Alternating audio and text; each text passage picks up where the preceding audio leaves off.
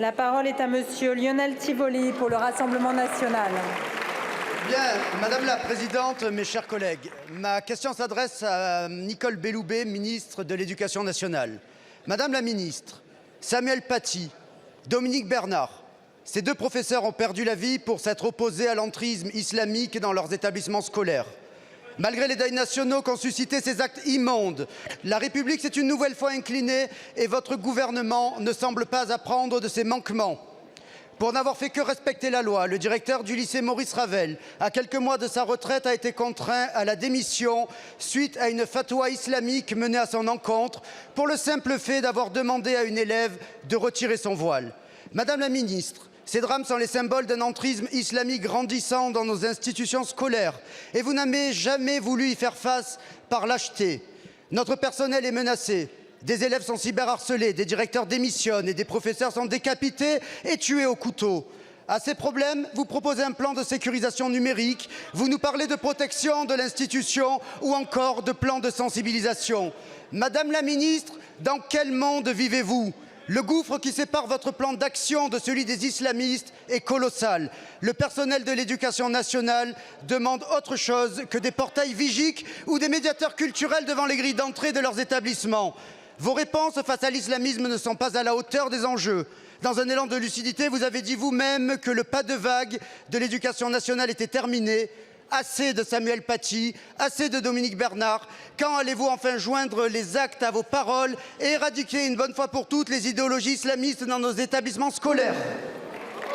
Je vous remercie. La parole est à Madame Nicole Belloubet, ministre de l'Éducation nationale et de la jeunesse. Madame la Présidente, Mesdames les députés, Messieurs le député Tivoli. L'école, je le redis ici, et c'est ce que nous partageons tous, l'école est un sanctuaire républicain.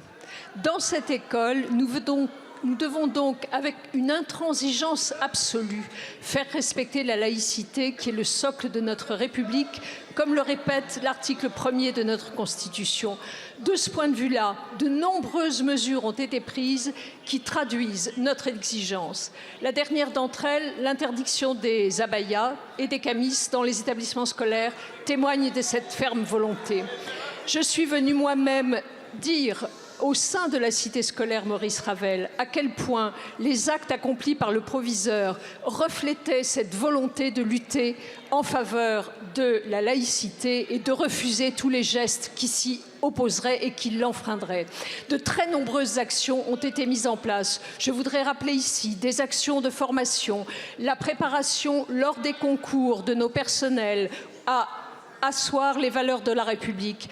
Je rappelle également aussi, pour aider nos professeurs, la présence des équipes académiques valeurs de la République qui peuvent se déplacer, la création des forces d'intervention mobiles scolaires qui peuvent nous permettre de soutenir les établissements. Je rappelle enfin, car nous aurons l'occasion de le dire très prochainement, le traitement des élèves susceptibles de radicalisation qui seront pris en charge de manière extrêmement claire. Voilà, monsieur le député, ce que je voulais dire et ce qui ici me semble essentiel. Je le redis clairement, nos professeurs ne sont pas seuls, nos équipes éducatives ne sont pas seules.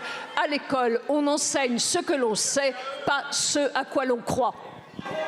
Je vous remercie, Madame la Ministre. Monsieur le député.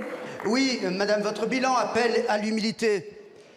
Vous qui avez été la ministre qui avait remis en place le délit de blasphème, qui n'avait pas soutenu la jeune Mila pendant qu'elle était menacée de mort, humiliée et harcelée, pour lutter efficacement contre l'idéologie islamiste, prenez exemple sur la proposition de loi proposée par notre présidente Marine Le Pen. Merci beaucoup. Madame la Ministre. Monsieur le député, nous lutterons en permanence, nous combattrons en permanence pour que la laïcité soit notre règle et c'est ce à quoi le gouvernement entier s'emploie, contrairement à ce que vous voulez bien l'affirmer. Merci beaucoup, Madame la Ministre.